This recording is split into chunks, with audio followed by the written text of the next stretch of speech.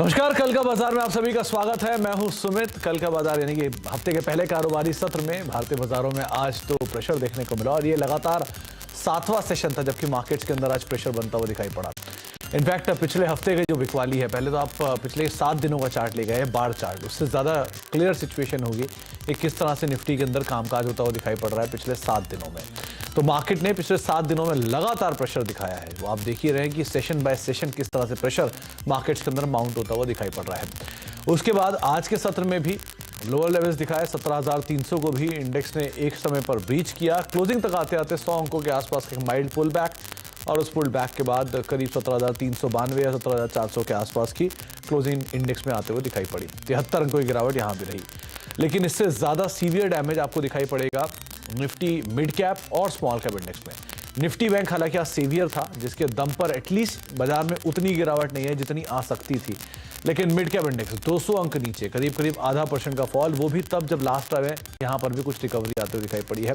और small cap index भी लेकर आई कि वहाँ पर भी करीब करीब 1% के आसपास का फॉल, क्योंकि यहाँ पर भी निचले स्तर से रिकवरी आई है। रफली 2.5% का फॉल था, जो कि रिकवरी के बाद अब 1% के फॉल के साथ बंद होता हुआ दिखाई पड़ा। तो ये सभी इंडिसेस रिकवर होने के बाद इस तरह के फॉल्स में आज बंद हुए हैं। मेजर डैमेज कहाँ था? मेजर डैमेज आपको दिखाई पड़ेगा आज ऑटो में, मेटल में और आईटी में। ये 3 इंडिसेस आपकी स्क्रीन पर आएंगे जहाँ पर मेजर प्रेशर था।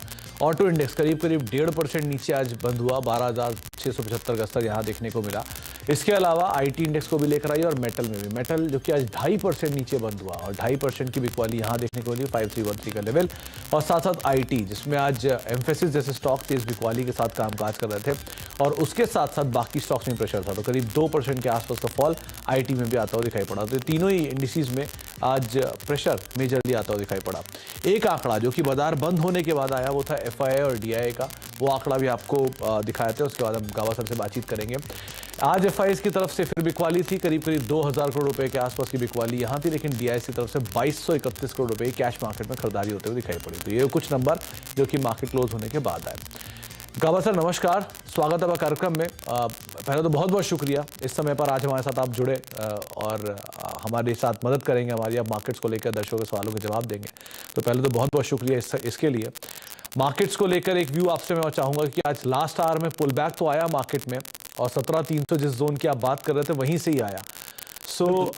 क्या ये पुल बैक प्ले रहेगा या अभी भी वेट एंड वॉच ही रहेगा? इंडेक्स में कोई सस्टेनेबिलिटी नहीं है इस पुल बैक में? देखिए, बेसिकली एक बात तो सुनिए, थैंक यू वेरी मच, अच्छा ही लगता है मुझे आने में। एक बात तो अच्छी है कि 17,300 जो एक जोन है ना, ये मेक और break zone. Basic chart structure तो वीक है, लेकिन जब तक ये 17,300 बरकरार है, एक चांस रहेगा कि एक अपमूव मिले और वो अपमूव करीब 17,500 तक ले जा सकता है। लेकिन रियली देखा जाए तो 17,600 एक स्ट्रॉन्ग रेजिस्टेंस जोन है, वहां तक भी चला जाएगा, मुझे सरप्राइज नहीं है। थर्सडे कल तो वीकली एक्सपायरी उसकी फाइनेंशियल निफ्टी की एक्सपायरी है, लेकिन वो हो सकता है 17,600 भी, लेकिन 17,600 पार करना बहुत जरूरी है। तो एक्चुअली देखा जाए तो मेक और ब्रेक जोन है 17,300। जब ये बैंक निफ्टी को देखता हूं तो मुझे थोड़ा अच्छा लगता है, कंफर्ट जोन आ जाता है। इसका रीजन 2 है, एक तो एक डबल बॉटम बना है और सेकेंड बॉटम भी थोड़ा हायर बॉटम बना है, तो संकेत दे रहा है वहां पर एक इंटरनली एक ब्रेकआउट भी मिला है और ब्रेकआउट मिला है करीब 40,000 के आसपास। तो साइकोलॉजिकली 40,000 तो स्ट्रॉन्ग सपोर्ट जोन बन ही गया। तो जब तक ये 40,000 के ऊपर या 40,100 के ऊपर है, एक गुड चांस कि ये 40,600 भी जा सकता है। और एक बार 40,600 चला जाता है, 41,000 ओपन हो जाता है आधे दिनों के लिए। मैं कल की बात नहीं कर रहा। तो एक लेवल जो देखा जाएगा 2 है, निफ्टी और बैंक निफ्टी, और बैंक निफ्टी थोड़ा ज्यादा स्ट्रॉन्ग है। अरे बैंक निफ्टी थोड़ा ऊपर चला गया तो निफ्टी ऊपर ही है। तो दोनों इंडिसेस को लेकर गावा सर ने अपनी राय दी। बैंक निफ्टी ज़्यादा बेटर सिचुएशन में एटलीस्ट दिख रहा है एज ऑफ नाउ, लेकिन निफ्टी के लिए 17,100 के लेवल्स को आप क्रूशली ध्यान रखिएगा। अब शुरुआत करते हैं सवाल जवाब के सिलसिले की। गुजरात चलते हैं, हमारे पहला दर्शक भारत पटेल साहब वहाँ पे मौजूद हैं बातचीत करने के लिए। पटेल साहब नमस्कार, सवाल पूछिए। नमस्कार सर। नमस्कार पटेल साहब। सर मैंने BHEL 38 में 1500 शेयर लिया हुआ है। जैसे तो मेरे पास 4500 शेयर है, मैंने नफा बुक कर लिया है 81 पे और 64 से लेके 81 तक मैंने नफा बुक किया, प्रॉफिट ले लिया है। अभी 1500 है 38 पे, तो क्या करना चाहिए सर? ओके, तो पटेल साहब, ये खरीदारी तो आपकी काफी पुरानी लग रही है। वो कोरोना टाइम था, वो 24 आया था ना, 24 पे तब मैंने 27 पे लिया था। ओके, चलिए गाबा सर, दोनों तरफ के लेवल इन्होंने देख लिए, 24 भी देख लिया जहां पर खरीदारी कर दी, और ऊपर 80 के जोन्स भी देख लिए। कुछ पैसे बुक कर चुके हैं, मुनाफा निकाल चुके हैं, फ्री के शेयर ही हैं ऑलमोस्ट। क्या करें? इनका नजरिया इनको तय करना पड़ेगा पहला। अगर शॉर्ट टर्म नजरिया है तो पैसा निकाल लो, लॉन्ग टर्म का है तो मेरे बीएचई क्या खराब है। हाँ, लेकिन इतना मूव बड़ा है तो थोड़ा करेक्शन मोड बढ़ सकता है। जब मार्केट टर्न अराउंड होगा तो बीएचई भी टर्न अराउंड होगा। कंपनी अच्छी है फॉर लॉन्ग टर्म, इनकी कॉस्ट 38 है। अब नीचे भी अगर चला भी जाएगा तो मुझे लगता है 60 तक स्ट्रॉन्ग सपोर्ट जोन है, तो यहाँ पर खाली 7-8 रुपया और नुकसान हो सकता है, लेकिन इनकी कॉस्ट 38 है, फिर भी डबल हो जाएगा। बस इतना मेरे ख्याल से होल्ड ही करना चाहिए। थोड़ा डिप मिल सकता है लेकिन होल्ड करना चाहिए। हाँ, अगर 60 भी नीचे जाता है तो फिर एग्जिट कर दिएगा। तो 60 रुपए के आसपास कहीं आए तो आप एग्जिट कर जाएं। अभी फिलहाल आप बने रहें, ज़्यादा बेटर है। वैसे भी आपकी लॉन्ग टर्म सस्टेनेबिलिटी स्टॉक के अंदर अच्छी है, उस हिसाब से आप बने रहें, लेकिन 60 रुपया नियर टर्म एक स्टॉक के तौर पर आप देखिएगा। अनिल जी हमारे साथ मौजूद है लखनऊ से बातचीत करने के लिए। अनिल साहब नमस्कार, सवाल पूछिए। नमस्कार सर, एक्चुअल है हमारे पास 2505 पे 200 क्वांटिटी जी। तो अनिल जी, ये लॉन्ग टर्म है शॉर्ट टर्म है? शॉर्ट टर्म के लिए। शॉर्ट टर्म के लिए, ओके। गाबा सर, क्वालिटी कंपनी, मतलब one of the best and the finest company of FMCG इनके पास है। 200 शेयर है, करीब करीब 2505 रुपए के दाम पर, 36 रुपए नीचे है, लेकिन शॉर्ट टर्म का नजरिया है, क्या करें? नजरिया बदल देना चाहिए, सिंपल। मैं तो कहता एचयूएल ऐसा स्टॉक है जिसमें एसआईपी करना चाहिए, और लॉन्ग टर्म के लिए, बिल्कुल लॉन्ग टर्म के लिए। मुनाफा भी देता है, वैल्यू भी बढ़ेगी, डिविडेंड भी देगा, और जिस दिन डिविडेंड मिले उतना एक्स्ट्रा स्टॉक ले लो आप। मेरे ख्याल से इनका नजरिया बदली कर देना चाहिए। तो लॉस ट्रेडिंग का करना है तो लॉस बुक करना है तो कर सकते हैं, लेकिन ऐसे स्टॉक में लॉस नहीं बुक करना है, एसआईपी करना चाहिए, बिल्कुल। तो अनिल जी, वैसे भी आपने जो ये स्टॉक चुना है ट्रेडिंग के लिए, वो बेसिकली इन्वेस्टमेंट कैटेगरी का स्टॉक है और पोर्टफोलियो का कोर पोर्टफोलियो का हिस्सा बनने लायक स्टॉक है। तो आप उस हिसाब से इसको देखिए, वो ज़्यादा बेहतर है। ये इन्वेस्टमेंट ग्रेड स्टॉक है, डिविडेंड देता है, पुरानी होल्डिंग है, 100 साल पुरानी कंपनी है, देश के हर 10 में से 9 घर इसी के प्रोडक्ट इस्तेमाल करते हैं। तो आप अदरवाइज भी इसके फंडामेंटल को देख सकते हैं। चेन्नई चलते हैं, वहाँ पर हमारे साथ बालाजी मौजूद हैं। बाला साहब नमस्कार, क्या सवाल है आपका? नमस्कार साहब। नमस्कार साहब। नमस्कार जी, सवाल पूछिए सर। जी, मैंने जीएनएफसी शेयर लिया था 31 क्वांटिटीज, 710 पे लिया था, तो अभी डाउन हो गया है। मैंने लॉन्ग टर्म के लिए लिया था, तो अभी इसके साथ क्या करें? ओके गावा सर, जीएनएफसी 550 रुपए आ गया है, 710 पे इनकी खरीदारी है, 31 शेयर इनके पास है, नजरिया लंबी अवधि का है, क्या करना चाहिए? फिर तो मेरे ख्याल से होल्ड करना चाहिए, थोड़ा डिप और भी मिल सकता है, लेकिन क्योंकि बहुत फास्ट दौड़ा था, फ्रॉम अराउंड 150 जोन से करीब 900 भी चला गया, तो अगर डिप मिलता है तो इट्स ओके, लेकिन इनका नजरिया लॉन्ग टर्म पे तो होल्ड करना चाहिए।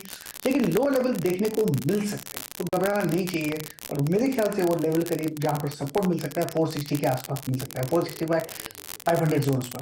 तो मेरे ख्याल से होल्ड ही है, और जो डाउन से जैसे भी नीचे आ रहा है इसमें मोमेंटम लॉस है, इसका मतलब ज्यादा गिरावट नजर नहीं आती। मोमेंटम लॉस है, आप बने रहें, ज्यादा बेटर है। थोड़े से शायद डाउन साइड और दिखें, घबराएं नहीं, बने रहें, वो ज्यादा बेटर है। गौरव हमारे साथ मौजूद है मध्य प्रदेश से बातचीत करने के लिए। गौरव साहब नमस्कार, सवाल पूछिए। नमस्कार सर। नमस्कार गौरव जी। जी, मेरे पास सन फार्मा के 572 शेयर है, 1070 रुपए में मैंने लिए थे, आगे उसमें क्या हो सकता है सर? और वैसे आपका नजरिया क्या है गौरव जी? जी सर, मैं भी लॉन्ग टर्म रखना चाहता हूँ। लॉन्ग टर्म है। ये खरीदारी आपकी कब की है गौरव जी? ये मेरी खरीदारी अभी 7 दिन हो गए सर मुझे। अच्छा, 7 दिन हो गए, ओके। गाबा सर, सन फार्मा 1070 रुपए के दाम पर खरीदारी है, 100 रुपया पर शेयर करीब का घाटा है, नजरिया लंबी अवधि का है, लेकिन 7 दिन में ये थोड़ा घबरा गए, क्या करना चाहिए ना? मुझे लगता है कि थोड़ा डिप मिलेगा, और थोड़ा डिप मिलेगा, 950 के करीब सपोर्ट है। बेसिक स्ट्रक्चर पॉजिटिव, लेकिन अब करेक्टिव मोड पे, इसलिए करेक्टिव मोड पे तो डिप मिलेगा, होल्ड करना चाहिए। इनका नजरिया लॉन्ग टर्म का तो होल्ड करना चाहिए। तो राय यही है कि आप फिलहाल तो बने रहना चाहिए, लेकिन हाँ, जो लेवल्स हैं उनको आप ज़रूर ध्यान रखिएगा और उसके हिसाब से ही आप कॉल लीजिएगा। एक ब्रेक का वक्त हो गया है, ब्रेक के बाद लौटते हैं, आगे भी कुछ दर्शकों सवाल लेंगे और ज़्यादा से ज़्यादा सोशल मीडिया के जो सवाल हमारे पास आए हैं उन पर बातचीत करेंगे गाबा सर से, एक छोटे से ब्रेक के उस पार।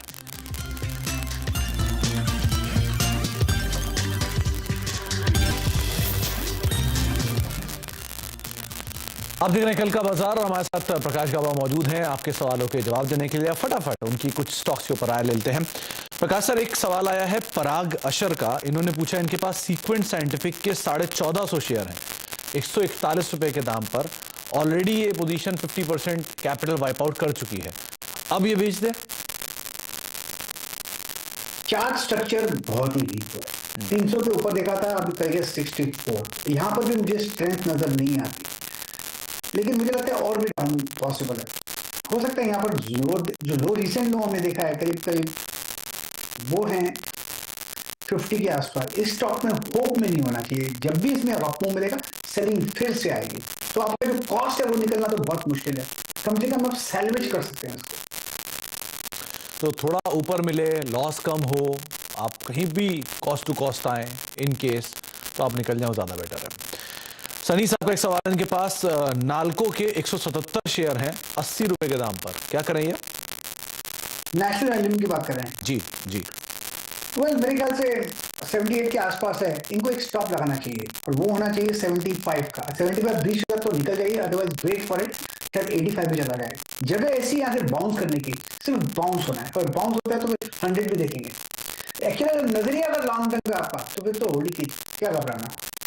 जी, एक देवेश साहब ने सवाल पूछा, इनके पास ट्राइडेंट के 1800 शेयर हैं 38 रुपए के दाम पर, और बलरामपुर चीनी के 200 शेयर हैं 385 के दाम पर, क्या करें इन दोनों में? ट्राइडेंट थोड़ा वीक नजर आता है, पॉसिबल है कि लोअर लेवल देखने को मिल सकता है। तो मेरे ख्याल से इनका नजरिया, मुझे पता नहीं ट्रेडिंग का या क्या, ट्रेडिंग का तो निकल जाना चाहिए, लेकिन मुझे वीक स्ट्रक्चर है नजर आता है। कभी थोड़ा सेलिंग है और सुबह करीब 70 के आसपास ही सेलिंग है और लगातार सेलिंग है, कहीं पर स्ट्रेंथ नजर नहीं आती और कोई अटेम्प्ट भी नहीं हुआ है। प्रॉब्लम हुआ, अगर अटेम्प्ट होता तो मैं समझ जाता कि अटेम्प्ट हुआ, ऊपर जाने की कोशिश कर रहा है। यहाँ पर खुद नो अटेम्प्ट है, तो मेरे ख्याल से ट्राइडेंट वीक है और भी लोअर लेवल आते दिनों में देख सकते हैं। बलरामपुर चीनी यहाँ पर एक साइडवेज जोन पर है, सपोर्ट करीब 310 के आसपास है, होल्ड कीजिए। आपको मिलता है तो 390 के आसपास निकल सकते हैं। एक गौरव जग्गी साहब का सवाल है, इनके पास DCW के 60,000 शेयर हैं करीब करीब 50 रुपए के दाम पर, क्या करें इसमें गाबा सर? वेल, स्ट्रक्चर तो ठीक है, लेकिन 38 का एक स्टॉप होना चाहिए, 37 का। अगर वो भी तो एग्जिट अपमूव मिलता है तो 60 जाता है, पॉसिबल है। इनकी कॉस्ट कितने बताया आपने? 49। अपमूव मिल सकता है, यस अपमूव मिल सकता है। ओके। एक संदीप जैन साहब का सवाल है, 350 रुपए के दाम पर 400 अदानी पावर इनके पास, गावा सर सर्किट टू सर्किट है, क्या करें? बिल्कुल, Adani power circuit to circuit और दिक्कत है इसमें, और मुझे लगता है आप कुछ दिखाई नहीं दे रहा है। नियर टर्म में एक बाउंस मिला था, बहुत अच्छा बाउंस था, लेकिन वो सोल्ड हो गया। अभी भी वीकनेस है lower circuit, circuit on the way up, circuit on the way down. ये circuit on the way down मुझे ठीक नहीं लगता, और भी लोअर लेवल देखेंगे। एक अविनाश जी का सवाल है, जेंसार टेक्नोलॉजीज के माफ कीजिएगा, 500 शेयर हैं 255 रुपए के दाम पर, क्या करें ये? जेंसार टेक्नोलॉजी जी 500 रुपए के लिए इन्होंने जी नहीं, 254 रुपए के दाम पर 500 शेयर है इनके पास। 254 यहाँ प्रॉफिट बुक कर लीजिए, क्योंकि लोअर लेवल देखेंगे करीब 240 का, फिर 240 का तो फिर ऐड कीजिए।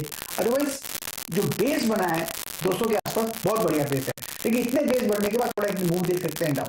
तो अगर ट्रेडर हैं तो प्रॉफिट बुक कर लीजिए। गावा सर, 2 सवाल एक साथ। एक IRB इंफ्रा, अनिरुद्ध साहब का सवाल है 720 शेयर 162 रुपए के दाम पर, और एक आशीष जी का सवाल लक्ष्मी ऑर्गेनिक्स पर 408 रुपए के दाम पर, क्या करें इन दोनों में?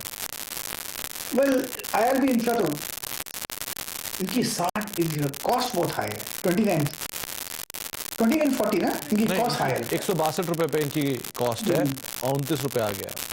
देखिए ये तो मेरे ख्याल से उसके स्प्लिट भी हुआ है, कुछ कॉर्पोरेट एक्शन जरूर हुआ है, तो उनकी कॉस्ट में कुछ दिक्कत है। 112 अभी कॉर्पोरेट एक्शन के बाद लगभग 35 रुपये न्यू हाई पे चल रहा है IRB का, तो कुछ कॉर्पोरेट एक्शन जरूर हुआ है, इनको ध्यान देना चाहिए, इस पर चेक कीजिए और फिर इसके बाद वापस आ जाइए यहाँ पर। लेकिन कॉर्पोरेट एक्शन है और ये 162 मुझे दिखाई नहीं दे रहा। और आप लक्ष्मी ऑर्गेनिक्स पर राय दीजिए। और लक्ष्मी ऑर्गेनिक में कोशिश करता हूँ, लक्ष्मी लक्ष्मी ऑर्गेनिक LAX में, हाँ पॉसिबल केस में मिल जाए लक्ष्मी ऑर्गेनिक LAX में। नहीं, लक्ष्मी मेरे पास नहीं है। ओके। गावा सर, आरबी इंफ्रा में जरूर एक स्टॉक स्प्लिट है। 10 रुपए की फेस वैल्यू को 1 रुपए की फेस वैल्यू यानी एक शेयर को 10 हिस्सों में बांटा गया है, तो इनकी कॉस्ट करीब 16 साढ़े 16 रुपए आती है। अब ये क्या करें? अब तो प्रॉफिट में आरबी इंफ्रा कम से कम 50% तो निकाल देना चाहिए, जिनकी कॉस्ट है पूरी निकाल दें और बाकी पर होल्ड कीजिए। चलिए, बहुत बहुत शुक्रिया गावा सर हमारे साथ मौजूद रहने के लिए और आज के दिन इस समय पर हमारे साथ अर्जेंसी में जुड़ने के लिए और दर्शकों के सवालों के जवाब देने के लिए बहुत बहुत शुक्रिया सर हमारे साथ मौजूद रहने के लिए। तो फिलहाल कल का बाजार को भी समेटेंगे। एक ब्रेक का वक्त है और ब्रेक के उस पार खबरों का सिलसिला लगातार बना रहेगा।